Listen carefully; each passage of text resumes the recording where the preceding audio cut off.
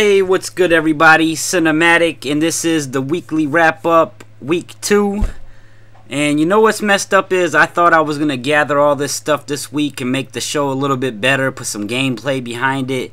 Because last week I just talked over, pretty much over my intro going over and over. And then come to find out that I couldn't really find shit that happened this week. Like, honestly, like very few things. So what I guess I'll do is today is I'll go over the things that I did see go on this week or that I found out about, and then we will just talk about some other random shit. So this week PK had Phantasmo on as a guest. They had a spelling bee, and you can go watch the podcast. They posted up on Woody's page after the show. You can go watch that and see who won the spelling tests. But the post show is where the action really went down, I guess you could say, or the drama. And that was when they invited Only Use Me Blade to the post show. And he showed up and they started to talk, and then they invited White Boy to the post show. And as soon as White Boy accepted the call, Blade left. Now, a lot of people would probably be like, oh, that's a douchebag move and all that, blah, blah, blah. Actually, you know, I really commend Blade for doing that, because he could have stayed in there and they could have argued or whatever. Or he could have stayed in there and played Mr. Cool and, you know, been fake about the whole ordeal. But he just chose to he chose to leave. Which I thought is a very commendable thing. Didn't cause any conflict. Didn't have to act fake about it. He just left, and that was that. So that's pretty much most of the big news of the week. I didn't even see anybody making the front page very much. I might have missed it. But what I did see is someone told me, and I can't even prove this one, but there was a pro team, Team LVG, and one of them was shouting the N-word, I guess while they were playing at a contest or whatever, tournament, whatever you call it. I couldn't find any information on that one, so I'll leave that one alone. But what I did find in my search for that was this kid named Justin Wong. He is a pro Marvel vs. Capcom player. I guess those exist. But, yeah, he's Asian, and he doesn't see any problem with dropping the N-bomb, and evidently drops it all the time in Twitter and everything else. I'm going to put a link to that article that I found. And if you don't like racism, I'm pretty sure his Twitter is on there, so you can always go tweet him. Even though I don't have a troll army, you know, I guess I can at least unleash my 5 followers on him. Another thing I found, and I really didn't go through too much. I think it's disgusting, actually. I found a forum. It's called chimpout.com, and it's pretty much talking about black people in Call of Duty in a foul way, and I just don't understand it. It's fucking 2011.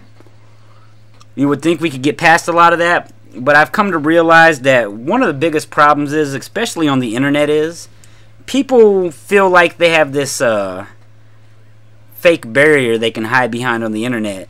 They'll say a lot of things that they wouldn't say in public, definitely. Because most of these guys that shout these profanities will get their ass beat in public. And not just to make it look, you know, just bad against the white people. There's a lot of racist black people, Chinese, Asian. There's a lot of racism in general. And we just need to get over that. Seriously, I mean, it's pretty stupid, actually. There's a theory that goes on with that, too, that as the years go by, the population is going to get mixed a lot more. You know, my wife's black. My kids are mixed, so, you know, what would you call them? White, black? I know the racist people will call them shit like mutts or whatever they want to call them, but what's it going to be like when mixed cultures, mixed ethnicities are taking up a huge percentage of the population? Things will have to change then. But anyways, I'm rambling on and around anyways. But I did want to talk about one or two more things real quick. There is a new superhero in town named Gold Dog 7th Street. And he's said to be the arch nemesis of the villain Black Cat 7th Street. So keep an eye out on things that come from that situation. I'm going to post a link for Gold Dog for his Twitter and his YouTube. Because I think that a lot of big things are going to be going on surrounding that soon.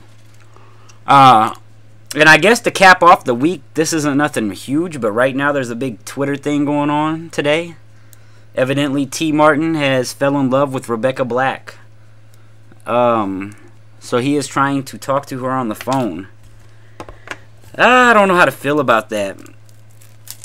I don't know. I mean, besides the fact that she's like 13 years old and evidently half retarded making a song like she made, I guess she will have a lot of money for you though, T. Martin. And sure, if I were you, I'd be going for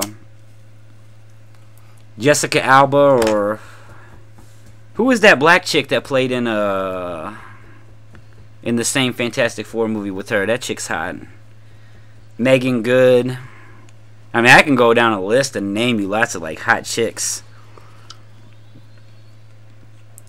That chick from Charlie's Angels too, the Asian chick, man.